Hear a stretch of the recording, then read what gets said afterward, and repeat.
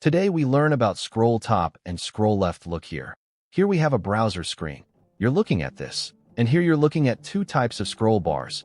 You're seeing one here on the right and one down. You're seeing one at the bottom, which we're calling vertical scroll, and the one that's coming down, we're calling horizontal scroll. If you scroll from here, today we learn about scroll top and scroll left. Look here. Here we have a browser screen. You're looking at this. And here you're looking at two types of scroll bars. You're seeing one here on the right and one down.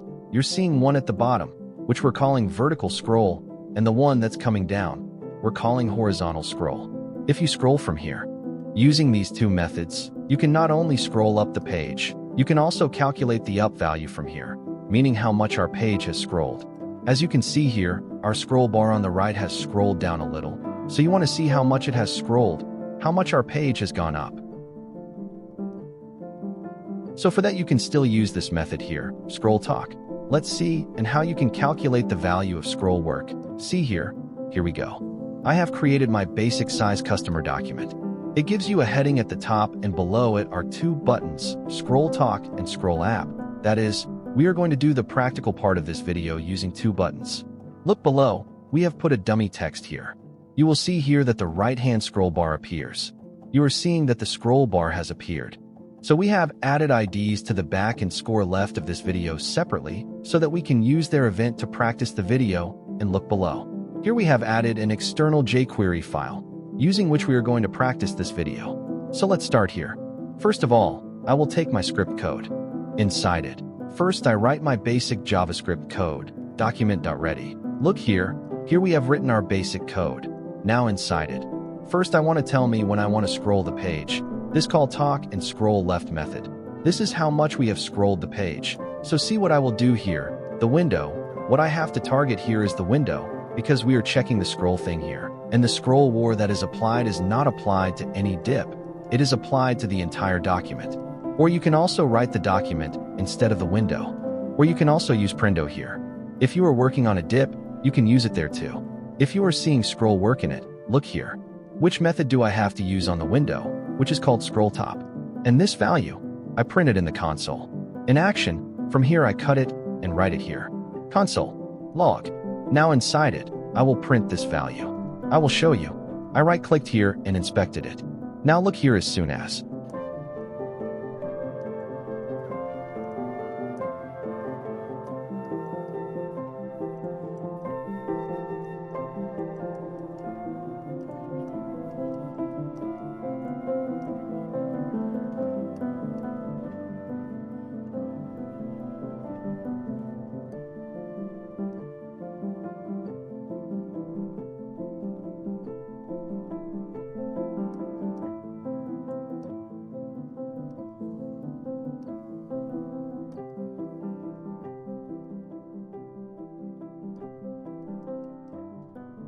Here I went to the console. Look here we have 726 here. You see here, this means how much scrolling has been done from the top. 266 now I have seen it, scrolled it a little more and refreshed the page. Look here it has come up 72. This means the page has scrolled so much. You see here, if I want to check the left from here too, that too, what do I do here to see it? I go here in the body tag. Here in the style. Here I specify its width. See here I have used the CSS property beat and given it a width of 1000 pixels for the body. I have saved the file. Now see that the scroll is also coming out at the bottom. You can see that. Now I will use the same method here for this. I am using the console.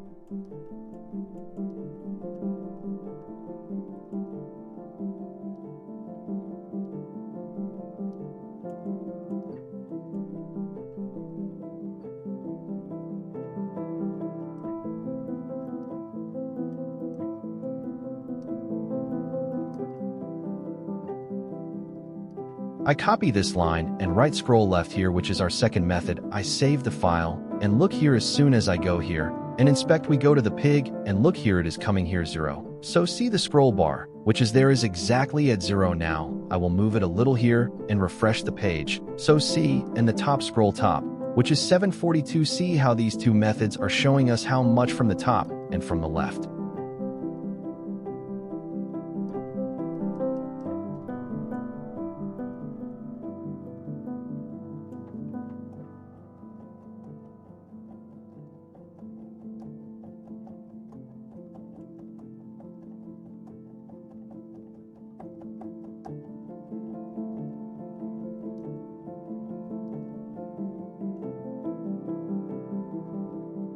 The page we have is scrolled, which we can also see by using the upscroll method. As I scroll the page, it tells us that it scrolls up and scrolls left. So, see what I will do for this. Here, I will add a function here.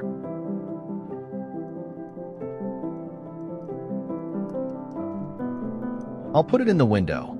Look, I copied this from here. And here, first of all, I'll use my event called scroll, and inside it, I'll first take one of my functions, and as soon as you paste it, look, I'll cut the lines from the console and put them inside it. Look, I save the file. Look, now, as soon as I'm scrolling, you'll see this here. Look down here. As soon as I'm scrolling, I'll see that below.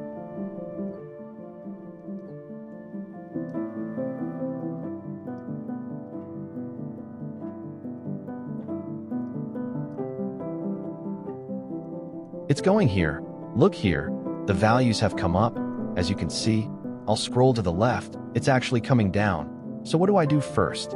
I always clear the console first. I'm not in the console. I take a dot. Look, I've also taken a deep one above, inside which I've taken the ID. The box is this.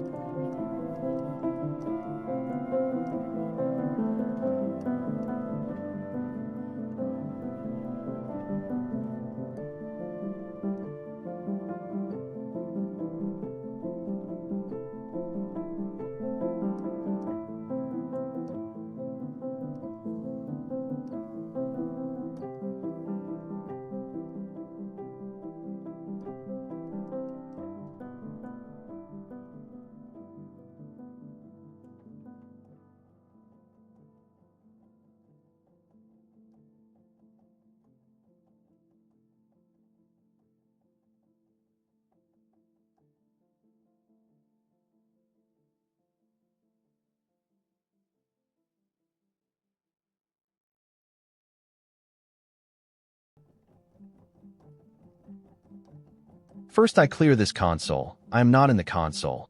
I take a do. Look, I have also taken a deep above in which I have taken the ID. I use the box. I save the file here. Look here, it is also below. I fix it. For that, look, I will go up in CSS and here I give it a position, fix it, and also make it left and bottom side. Then after that I also take its bottom and like. I gave it 30 pixels. I save the file. Look at this. You can see that this is what our dip is. It has been fixed. I will reduce it a little from the bottom. Let's see. Now there is no need for it. Now I will print it inside it, meaning that I have to put our left and top values inside this dip. So I will set its HTML. Look, in this, the ID I have taken is the box. First, I make it a selector and I have taken the hash box here because it has an ID, and first of all, I make its HTML empty every time I scroll. Look, I have entered it here and put an inverted cursor inside it and have not given any value inside. This means that it should be empty. Now, inside it, I will write up and end here and give a message here, like I have put a column.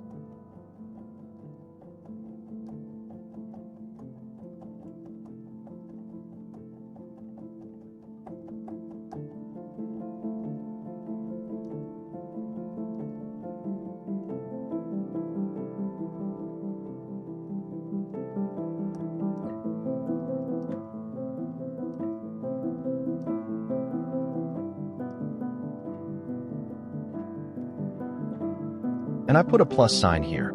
Plus means concatenation. I cut what I wrote here in the message and put it on top. Look, I duplicate the same line here in exactly the same way, and here I write leaf.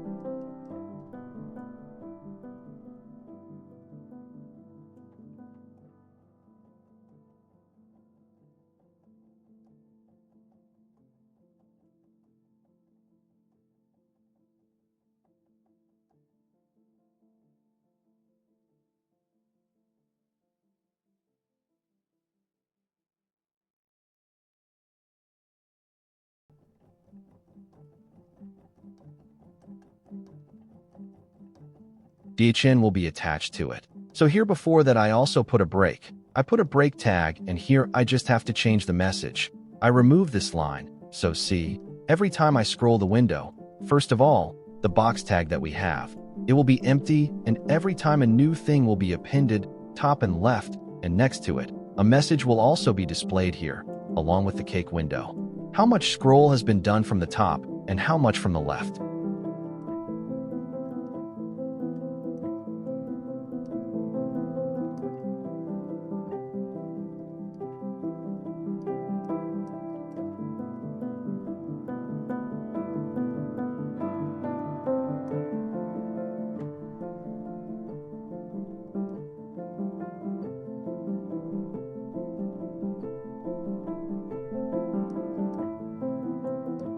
As I scroll, look from the top, the value is changing from top to here. I do it very smoothly.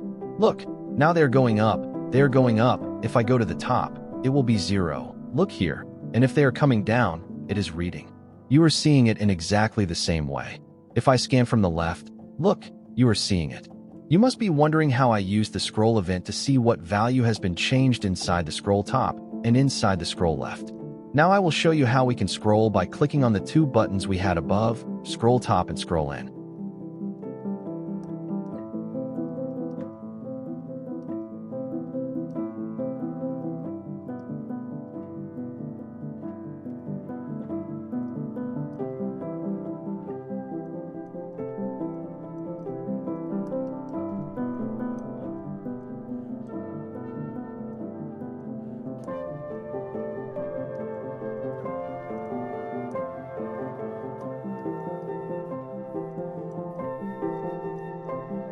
Look, first of all, I take the ID of the scroll button, which is our top button, from the top. Look at it. I have put the ID, scroll top PTF-BTN, which means button. So, I go down and take the selector and here inside the codes, I take the hash and paste it here. Why hash? Because this is the ID. And as soon as I click on it, and inside it, I take the function. Look at this function, and here, I have put the function, and here, I have put the semicolon. Now what will I do here? As soon as I click on this button, I have to scroll the page from the top. So, here, look at what I will scroll to.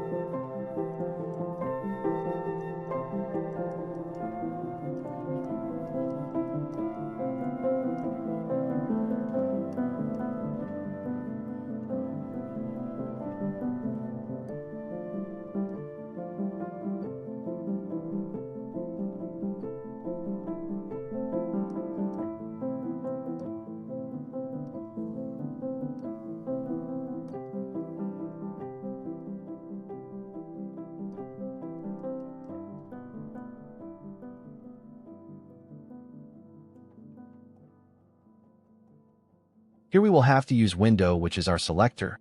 So look, I have taken here window.scrollTop. Our method name is ScrollTop. This is the same method that we used to get the values above. Now here we are setting the value of the window. Scroll work. So see how much we have to scroll. Here you do not have to give the value inside the inverted codes. So look, as I have given 200 here, this is exactly what happened. I copied the same code and also took the code for our second button, scroll left, and first of all,